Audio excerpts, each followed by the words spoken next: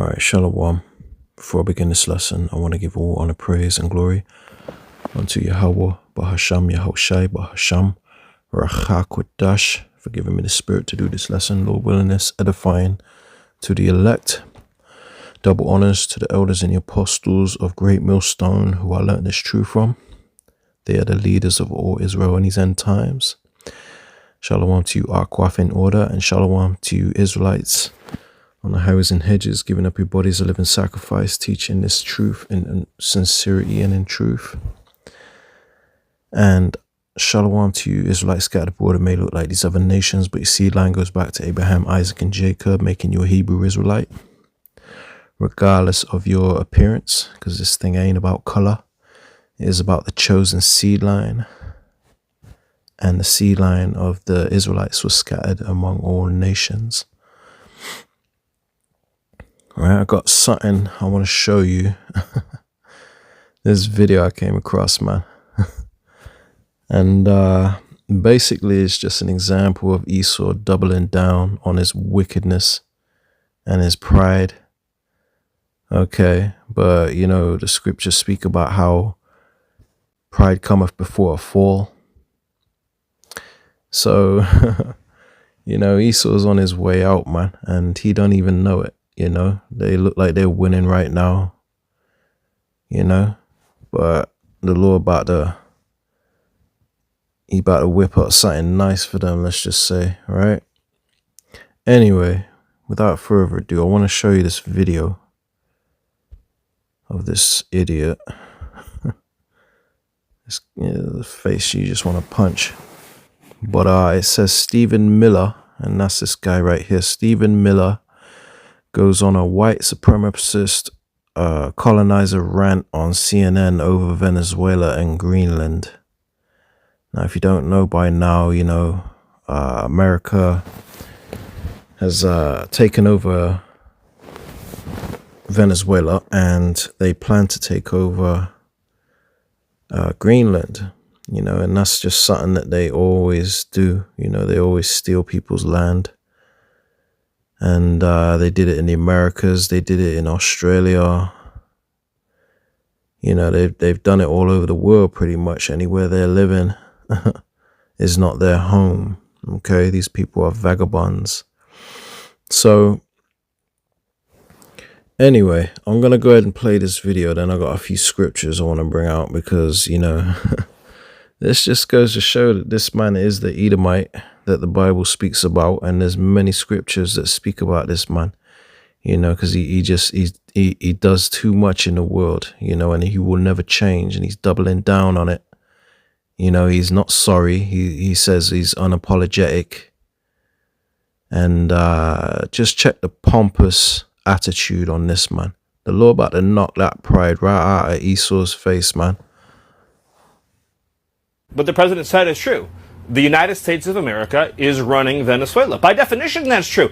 Jake, we live in a world in which you can talk all you want about international niceties and everything else. But we live in a world, in the real world, Jake, that is governed by strength, that is governed by force, that is governed by power. By definition, we are in charge. Because we have the United States military stationed outside the country. We set the terms and conditions. We have a complete embargo on all of their oil and their ability to do commerce. So for them to do commerce, they need our permission. For them to be able to run an economy, they need our permission. So the United States is in charge. The United States is running the country during this transition period. The United States is using its military to secure our interests unapologetically in our hemisphere. We're a superpower, and under President Trump, we are going to conduct ourselves as a superpower. It is absurd that we would allow a nation in our own backyard to become the supplier of resources to our adversaries, but not to us, to hoard weapons from our adversaries, to be able to be positioned as an asset against the United States rather than on behalf of the United States. Sovereign countries should be able to do what they want to do. The Monroe Doctrine and the Trump Doctrine is all about securing the national interests of America. For years, we sent our soldiers to die in deserts in the Middle East to try to build them parliaments, to try to build them democracies, to try to give them more oil, to try to give them more resources. The future of the free world, Jake, depends on America being able to assert ourselves and our interests without apology. This whole period that happened after World War II, where the West began apologizing and groveling and begging I don't even and know, engaging these honestly, vast what you're talking reparation about right schemes, now. what I'm talking about, Jake, is the idea. And by the way, you do. I know you love doing that smarmy thing, Jake. And I was hoping to be better than that this time. I asked you about if there should be an election. Exactly. I asked you if there would be an election in Venezuela. Right, but can you say that military action against Greenland is off the table? It wouldn't be military action against Greenland. The Greenland has a population of 30,000 people, Jake.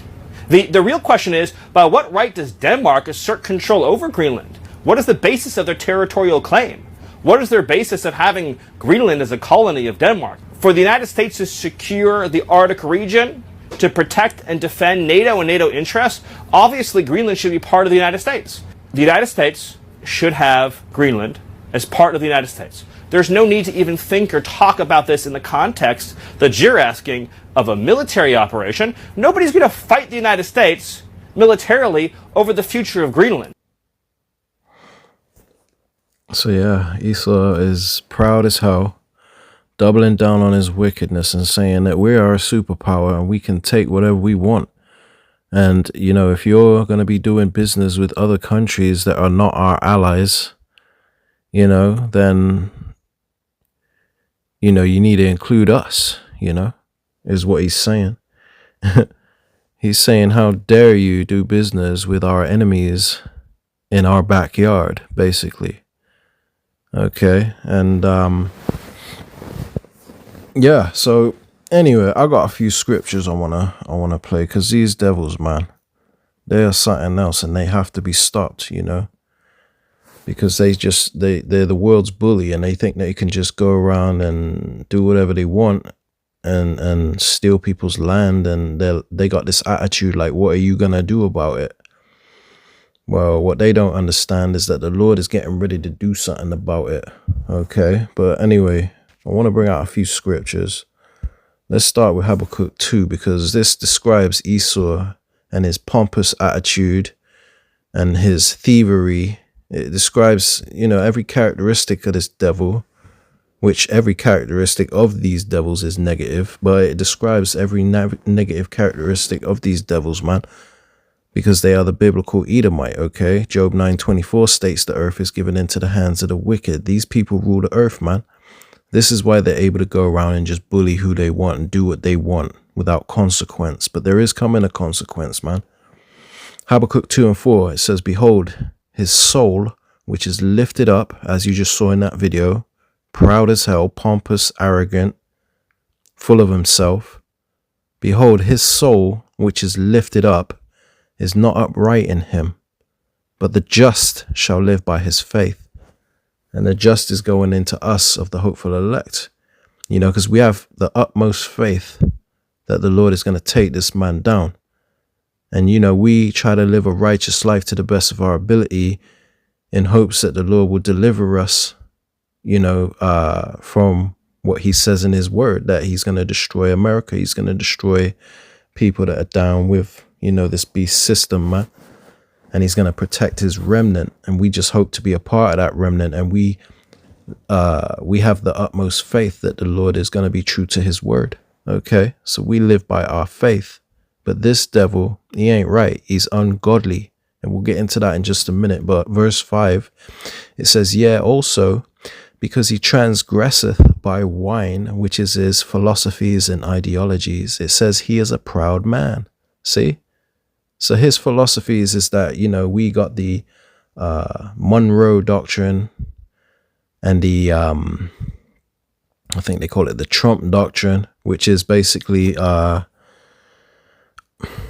me just go ahead and show you. I took a screenshot.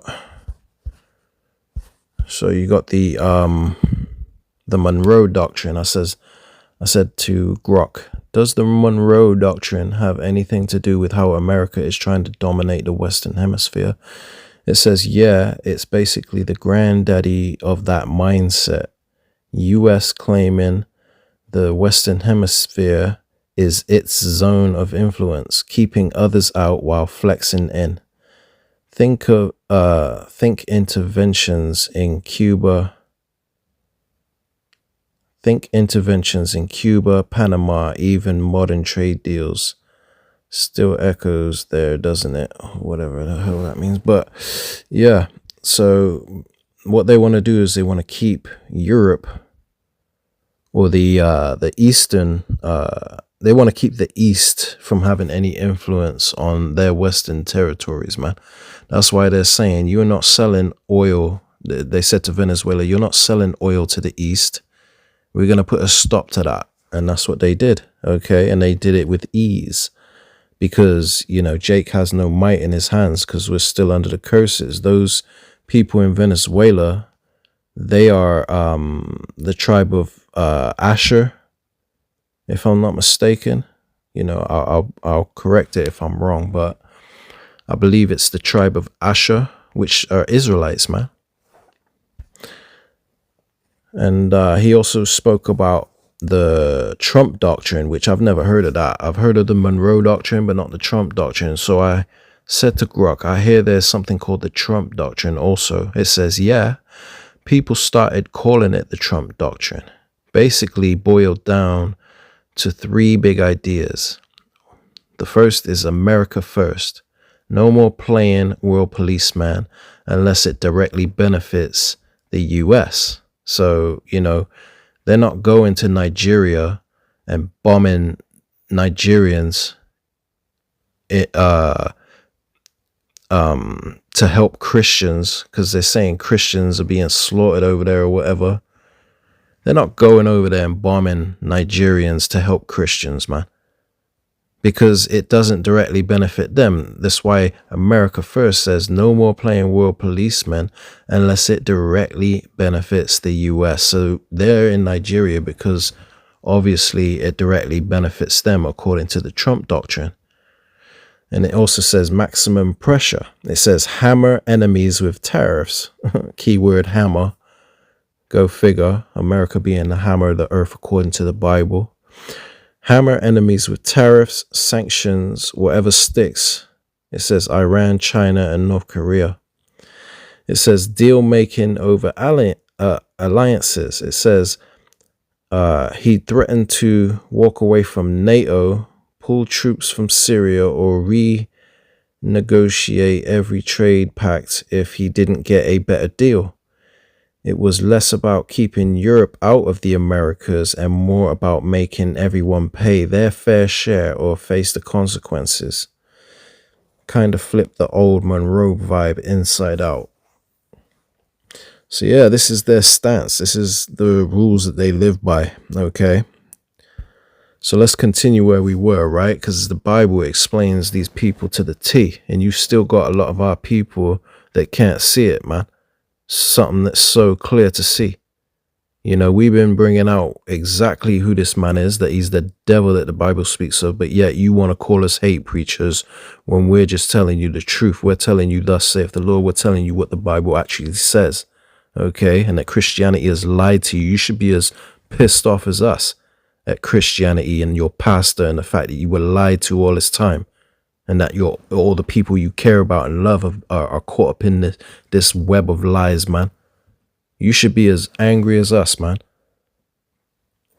It says, let's start at 5 again. Habakkuk 2 and 5. Yeah, also because he transgresseth by wine, he is a proud man. Neither keepeth at home, right? Because he's in everyone's land, taking everyone's resources, okay? He never stays at home. He's got military bases in everybody's country. It says, neither keepeth at home who enlargeth his desire as hell. Okay, can never be satisfied. It says, and is as death, and cannot be satisfied, but gathereth unto him all nations, and heapeth unto him all people. So he thinks everything and everyone and all their resources belong to him, man. Okay. It says, shall not all these take up a parable against him, and a taunting proverb against him, and say, woe unto him that increaseth that which is not his? How long? You know, how long is this man going to keep stealing what don't belong to him? That's why we call him colonizer. We call him devils. We call him thieves. You know, that's the taunting proverb we have for this man. Damn thief, man. It says, and to him that ladeth himself with thick clay, and which means heavy debt, because America is trillions in debt. This is talking about Esau, Edom, and America, because America is synonymous with Esau. And Esau is synonymous with America. It says, shall not they rise up suddenly that shall bite thee, and awake that shall vex thee, and thou shalt be for booties unto them. Booties means spoil. Okay, so we're going to spoil them after they done finished spoiling the rest of the world, man. Because we're fed up of this devil. It says in verse 8, because thou hast spoiled many nations, all the remnant of the people shall spoil thee, because of men's blood, and for the violence of the land, of the city, and of all that dwell therein. I mean, this man has done so much in this world that it is documented in the Bible. Okay, the Lord has something to say about it, and he will rise up against them. You best believe it. They're not going to get away with world domination, okay, so that they can enslave the whole of humanity, have robots just running around, you know. These devils got to be stopped, man. Let's turn to the book of Micah, chapter 2, and we're going to start at verse 1 and read through 3. It says, woe to them that devise iniquity and work evil upon their beds, okay, which their beds represents their rest, because this is their kingdom, this is their rest, this is their heaven, this is their rulership. And they work evil upon their rulership. You know, they govern this world through evil and lies and deception, man. So the Lord's saying, woe to them. This is talking about the same people, the Edomite. Death and destruction to the Edomite, man. It says, when the morning is light, they practice it, meaning practice evil. That's all they do. It says, because it is in the power of their hand, which lines up with Job 9:29 and 24, which states that the earth is given into the hands of the wicked. Who's ruling the earth? The Bible's calling them the wicked, okay? And they practice wickedness because it's in the power of their hand, because the earth was given into their hand. You got to connect the dots, man. Verse 2, it says, and they covet fields. Now, to covet means to have a strong desire for somebody else's stuff. And that's what they do. They see something nice that another country has, preferably the brown countries with brown people living in it, or Muslims. They want that, okay? They feel like they feel entitled to it. They feel like that belongs to them, because they understand that the fatness of the earth is their blessing. Okay? Yeah, it was Esau's blessing, pursuant to Genesis 27, around verse 40. So verse 2, it says, and they covet fields, meaning they desire other people's land and take them by violence. Who's that sound like, man? It's all documented here in the scriptures, and the Lord cooking up something nice for them. Okay, and we'll get into that in just a minute. It says, and houses and take them away. So they oppress a man.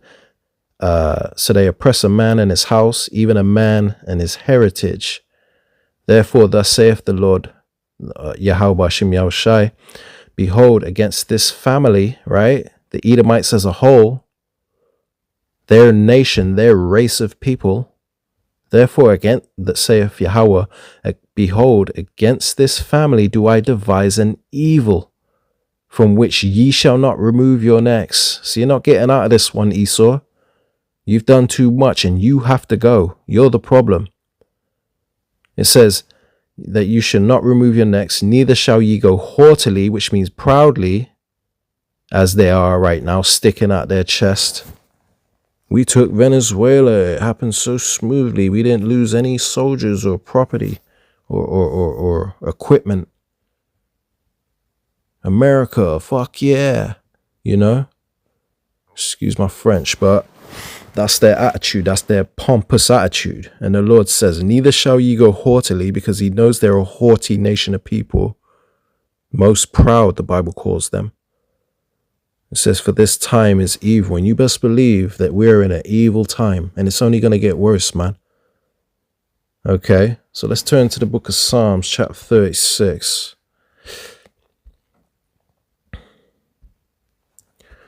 And we're going to start at verse 1 and read through 4. It says, the transgression of the wicked saith within my heart, that there is no fear of the Most High before his eyes. Okay, so there's no fear of God, verbatim. There's no fear of God in their eyes. Why else you think they're going around slaughtering children in Gaza, starving them to death, bombing hospitals, and not even just there, what they did in Venezuela. Now they've took over their whole country, stealing all their resources, because Venezuela is one of the most mineral rich countries on earth. Okay. This devil ain't getting away with it. It looks like he's triumphing right now, but the Lord said the triumphing of the wicked is short and the joy of the hypocrite but for a moment. It's talking about these devils, the villain.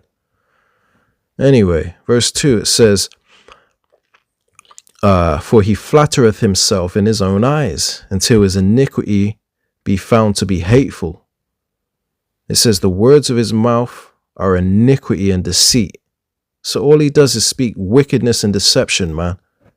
This devil is something else. It says he have left off to be wise and to do good, because it ain't wise to just be a bully, go around being wicked, man. Being straight up evil. That ain't wise.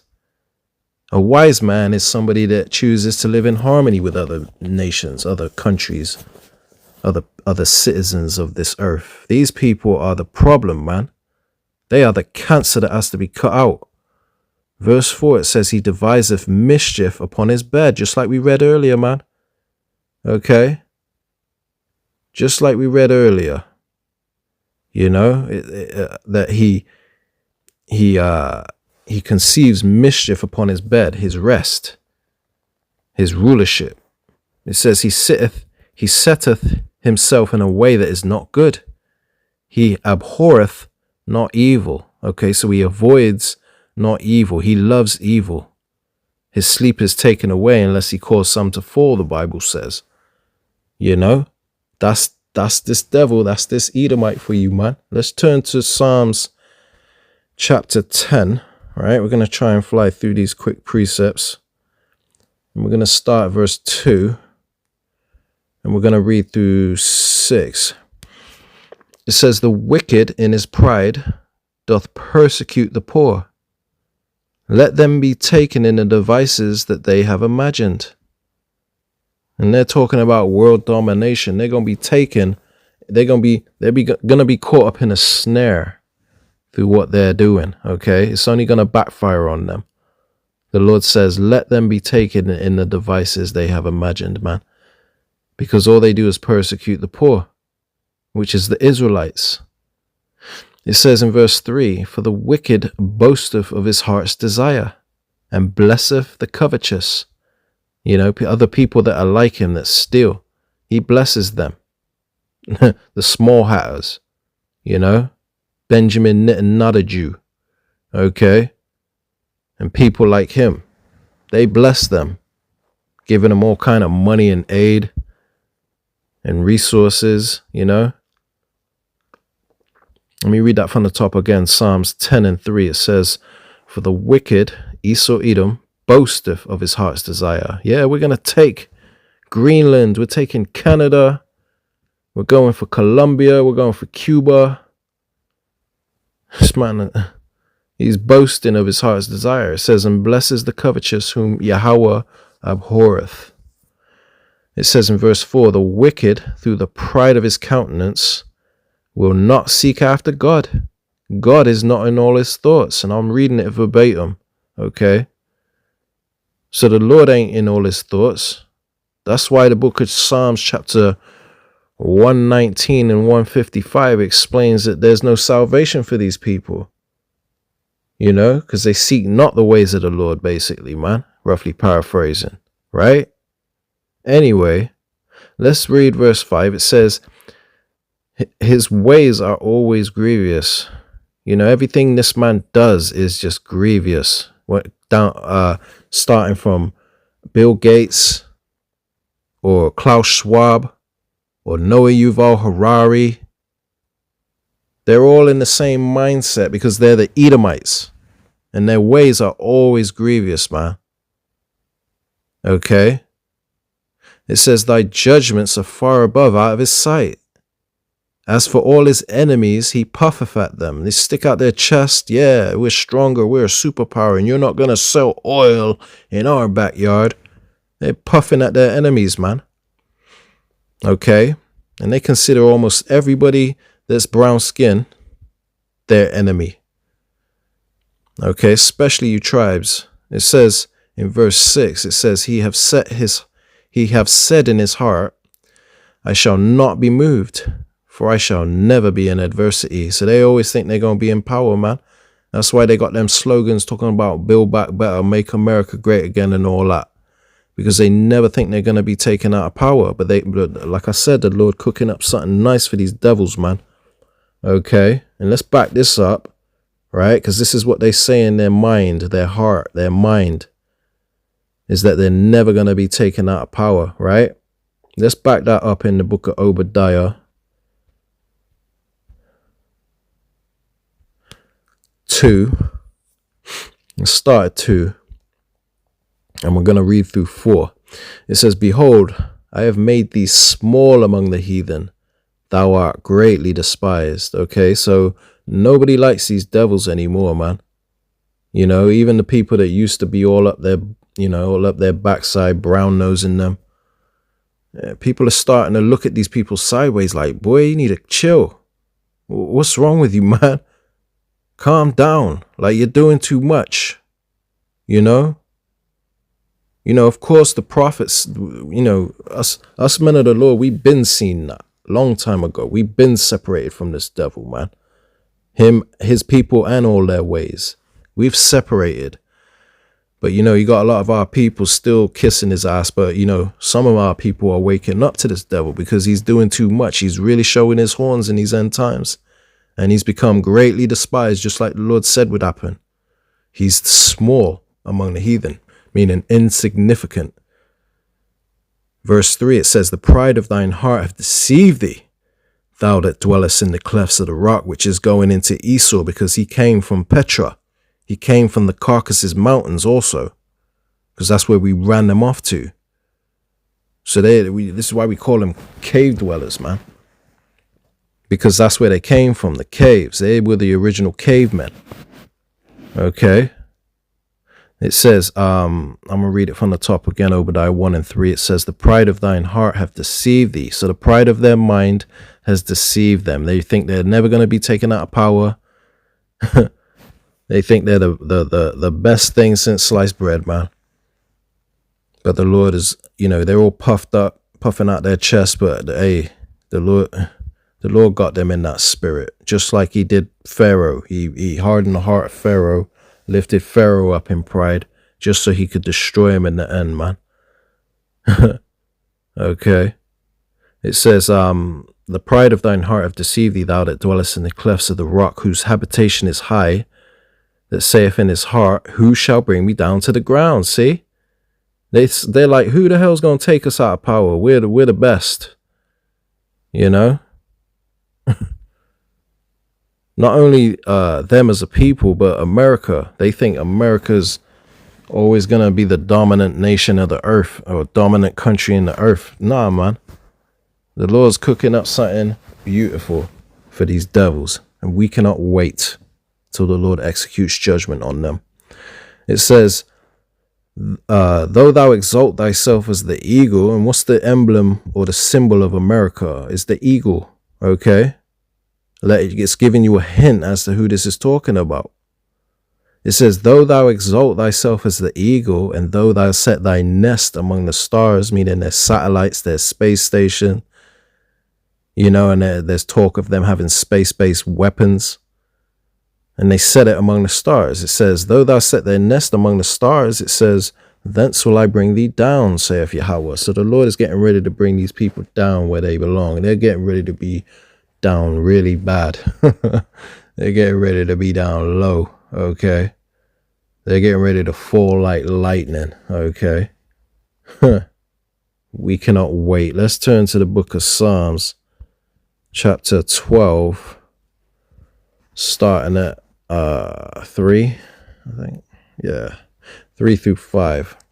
It says, Yahweh shall cut off all flattering lips and the tongue that speaketh proud things. That's this idiot. Where is he at? Look at it. Look at what this the president guy. said is true. The United States of America is running Venezuela. By definition, that's true.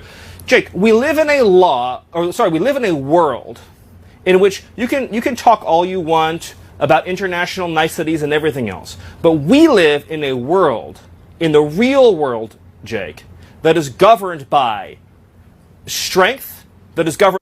You're living in your own world. You're not living in reality, okay? These people, you know, they're doubling down on their wickedness, man. And he's proud. That's why, let me read it from the top again. Psalms 12 and 3. Yahweh shall cut off all flattering lips and the tongue that speaketh proud things. That's these devils, man. It says, who have said, with our tongue will we prevail. Our lips are our own. Who is Lord over us? See? They think they're in control, man. They think they have free will. But the Lord is the one playing them like chess, playing them like a puppet. Verse 5, it says, for the oppression of the poor, for the sighing of the needy, now will I rise up. Now will I arise, saith Yahweh. I will set him in safety from him that puffeth at him. See? Because these people puff at their enemies. So the Lord is going to intervene and step in on our behalf, you know, starting with the elect. The 2/3 will be destroyed, but ultimately he's defending our people as a whole, man. Okay, because, you know, the people that don't get it right on this go round, you know, they have to receive their judgment. But our nation as a whole are going to be put in safety from these devils, man. We're going to be... These devils are going in chains where they belong, okay? Thus saith the Lord, man. That's a whole nother lesson in itself. But the Lord said, for the oppression of the poor, which they've done on a mass scale for a very long time, it says, for the sighing of the needy, now will I arise, saith Yahweh. I will set him in safety from him that puffeth at him. Okay, so there's a happy ending for us. We're going to be free from the grip of this devil, man. Let's turn to Psalm 7 and we're going to start at verse 8. It says, Yahweh shall judge the people. Judge me, O Yahweh, according to my righteousness and according to mine integrity that is in me. And that's what we are hoping for. We're prisoners of hope, man. That's why we do these lessons. That's why we're cleaving to the ways of the Lord, and we're fleeing from the ways that displease the Lord to the best of our ability. We're doing this work, making bare sacrifices to do this work, man. Okay? Which is our reasonable service. You know, the Lord blessed us with this knowledge, wisdom, and understanding. We can't sit on it. We got to share that through these lessons in hopes that you get it. You know? So verse 9, it says, oh, let the wickedness of the wicked come to an end. Right? These devils got to be stopped. And that's what that's pretty much what we're crying out in our heart too. Just like King David, man. We're in that same spirit. Oh, let the wickedness of the wicked come to an end, but establish the just, you know, set us in rulership. It says, for the righteous God trieth the hearts and reins. Right? The Lord is righteous, man. And he tries the hearts and reins. It says, my defense is of God, who saveth the upright in heart. The Most High judgeth the righteous, and God is angry with the wicked every day. See? So the Lord is pissed off with these devils, and he always will be. Okay? He's going to have indignation against them forever, man. It says, if he turn not, he will whet his sword. He hath bent his bow and made it ready. Okay? Now that's going into the nukes. You know, they're prepared for this devil. It says, he have also prepared for him the instruments of death. He ordaineth his arrows against the persecutors. See? They're the persecutors. They persecute the poor and needy. Right? But the Lord has said he's prepared for him the instruments of death. Them nukes. Them ICBM nukes. Nuclear missiles are coming for you devils, man. It's just a matter of time. And there's nothing you can do about it. It says, behold, he travaileth with iniquity, and have conceived mischief, and brought forth falsehood. Everything they produce in this world and everything they spew out is just falsehood, man. It's lies, okay? It says, he made a pit and digged it, and has fallen into the ditch which he made. His mischief shall return upon his own head, and his violent dealing shall come down upon his own pate. So these devils going to reap what they sow at the end of the day, in a nutshell, man. All right. Verse 17, it says, I will praise Yahweh according to his righteousness, and will sing praise to the name of Yahweh, the Most High. Okay. Beautiful, beautiful chapter. Psalms chapter 7, man. Okay. Now I'm going to read 2 more scriptures, and then we're going to close it out. The first one is in the book of Wisdom of Solomon, chapter 14 and verse 9.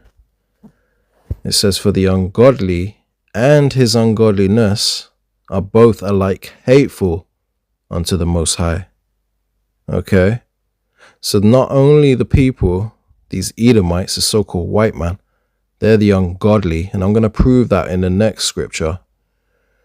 But the ungodly is talking about the so-called white man. It says, for the ungodly and his ungodliness. So not only his ungodliness, his actions, his wickedness, but them as a people, they're both alike hateful unto the Most High. The Most High hates these devils, man. And you can back that up with Romans 9 and 13, Malachi, I think it's Malachi 1 and 4. Right? The Lord hates these devils, and rightfully so. Okay? So let's prove that they're the ungodly that this is talking about. Where am I going? Book of Psalms, chapter 73. And we're going to start. Let's just read this highlighted bit, and then we'll close it out, man. All right? Nothing too long. Straight to the point, precept upon precept. Hopefully you're getting the understanding. Psalm 73 and 3, it says, for I was envious at the foolish when I saw the prosperity of the wicked. And it looks like they're prospering right now, these foolish people. It looks like they're winning. We ain't in an envious spirit, these devils, but there are people that are, man. You know, me, myself personally, I don't envy these devils. Okay, because there's nothing to envy about an Edomite. They're goofy as hell, lame as hell, weak as hell, pale, you know, and they have a wicked legacy and a horrible future coming. Ain't nothing to envy about these devils, man. It says, for I was envious at the foolish when I saw the prosperity of the wicked, for there are no bands in their death, but their strength is firm. They are not in trouble as other men, neither are they plagued like other men. You know, these people just seem like they're winning. You know, everything going in there, they got connections. Everything's going well for them. Children are taken care of. They got the dog, the white picket fence. Verse 6, it says, therefore pride compasseth them about as a chain. You know, they wear it like a chain, man. These devils are proud to be proud. It says, violence covereth them as a garment. These people are violent as hell. Check their track record, man. Speaks for itself. It's a witness against them. Verse 7, it says their eyes stand out with fatness, meaning they want everything that people have. You got some gold, they want that. You got some oil, they want that. Their eyes stand out with fatness. They have more than the heart could wish, hoarding all the resources, man. Talking about 1% of the people of the earth own 90% of the wealth or something stupid. Probably more than that. You know? I forget the exact figures, but it's something along them lines. These people have more than the heart could wish, man. I like verse 8. It says they are corrupt and speak wickedly concerning oppression. You know, pull yourself up by your bootstraps, they say. You know, we say Black Lives Matter. They say all lives matter. These devils are something else, man. You guys ain't oppressed. You know, DEI and all that. Man, get the hell out of here, man. Anyway, they speak loftily, which means proud, right? So verse 9, it says, they set their mouth against the heavens and their tongue walketh through the earth. Therefore his people return hither, and waters of a full cup are wrung out to them. It says, and they say, how doth the Most High know? And is there knowledge in the Most High? See, they think the Lord isn't there. He's not, you know, he doesn't care about what they're doing, or he doesn't see what they're doing because they've been getting away with it for so long. But the Lord is allowing it. He's allowing it because he's long suffering and he's got his timing is perfect. But now he's getting ready to rise up against you devils, man. He's cooking up something beautiful for you. And we cannot wait till you see it. Okay. Our Lord has a present for you. Anyway. And they say, how doth the Most High know? And is there knowledge in the Most High? You know, they think it's foolish that we study this Bible and then we got our head down in this book. Okay, they find our ways foolish. It says, behold, and this is the point. It says, behold, these are the ungodly who prosper in the world. They increase in riches. See? So that backs up what I just brought out in the book of Wisdom of Solomon, chapter 14 and 9. That the godly and the ungodly, Salakia, and his ungodliness are like hateful unto the Most High. But the ungodly is talking about the people that I just read in Psalms, that I just read about in Psalm 73. Behold, these are the ungodly, the Edomite, who prosper in the world. We just took Venezuela and all their resources, right? They increase in riches. Hopefully you've been edified by this lesson, man. Start to see the problem of the world is, man. For you people that are a bit slow. Anyway, Lord willing, you were edified. I'm going to close it out here. I want to give all honor, praise, and glory unto Yahweh, Bahasham, Yahushai, Bahasham, Racha, Kodash, Shalom.